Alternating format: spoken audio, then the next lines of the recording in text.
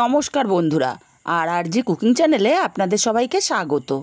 আজ নিয়ে হাজির হয়ে গেলাম দারুণ টেস্টি আর হেলদি ব্রেকফাস্ট বা টিফিন রেসিপি, বা স্কুল বা অফিসের কিন্তু এই টিফিনগুলো রেডি করে দিতে পারেন। তো চলুন শুরু করা যাক।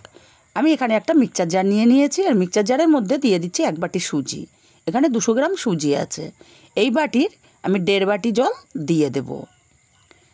মিহি করে ব্যাটারটা পেস্ট করে নিতে হবে। এবার একটা বড় পাত্রের মধ্যে আমি ব্যাটারটাকে ঢেলে নেব। দেখুন, ঠিক এইরকম পাতলা করে ব্যাটারটা রেডি করতে হবে। এখানে দিয়ে দেব কিছুটা গ্রেট করা গাজর, আর দিয়ে দেব কিছুটা ধনেপাতা কুচি, দিয়ে দেব স্বাদ মতো লবণ।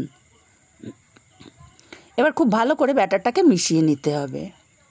ব্যাটারটা কিন্তু পাতলা করেই করতে হবে, ব্যাটারটা ঘন হয়ে গেলে কিন্তু টিফিনগুলো ঠিকঠাক হবে না। ঠিক এইরকম পাতলা করে ব্যাটারটা রেডি করতে হবে।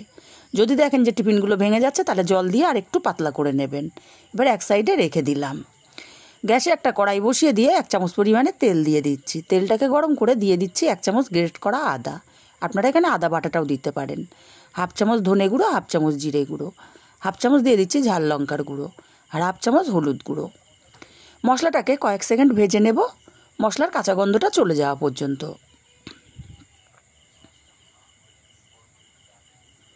মশলাটা কয়েক সেকেন্ড ভেজে নিয়েছি।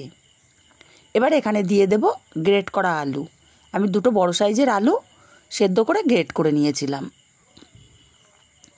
আলুটাকে মশলার সাথে নাড়াচাড়া করে মশলার সাথে ভালো করে মিশিয়ে নেব।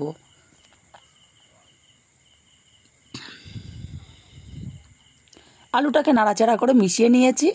এবার এখানে দিয়ে দেব স্বাদ মতো লবণ। লবণটাকে দিয়ে এবার আলুটাকে কষিয়ে নেব মশলার সাথে মিনিট 2 মতো।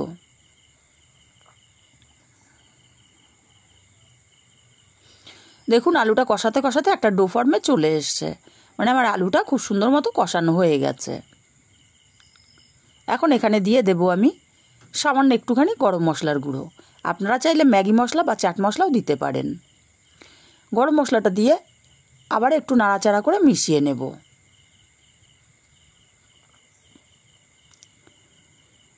গরম মশলাটা দিয়ে ভালো করে মিশিয়ে নিয়েছি। এবার উঠিয়ে আমি যেই থালার মধ্যে আলু গ্রেট করেছিলাম সেই থালার মধ্যে ছড়িয়ে দিচ্ছি, যাতে পুরটা তাড়াতাড়ি ঠান্ডা হয়ে যায়।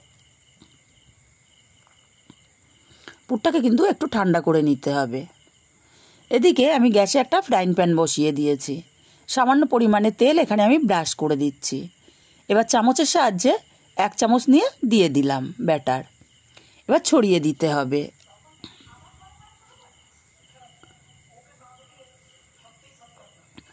ভালো করে প্যানের মধ্যে আমি ব্যাটারটাকে ছড়িয়ে দিব।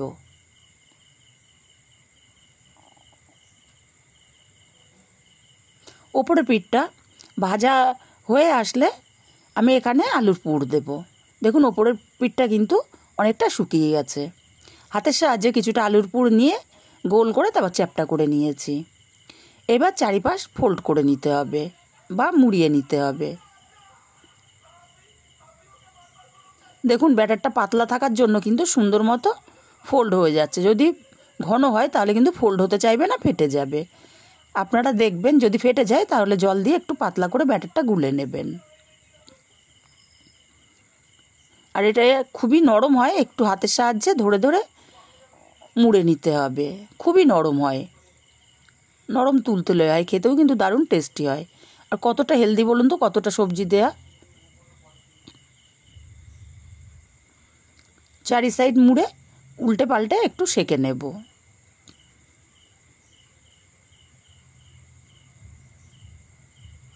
আপনারা যদি মনে করেন যে একটু কড়া করে ভাজবেন, সেটাও ভাজতে পারেন, কিন্তু তার দরকার পড়ে না।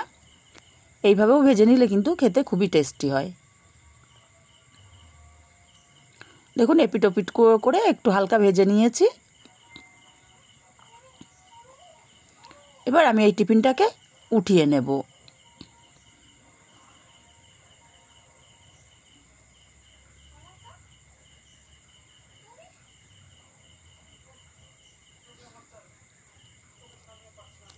আর এইভাবে আমি সবগুলো টিফিন রেডি করে নেব।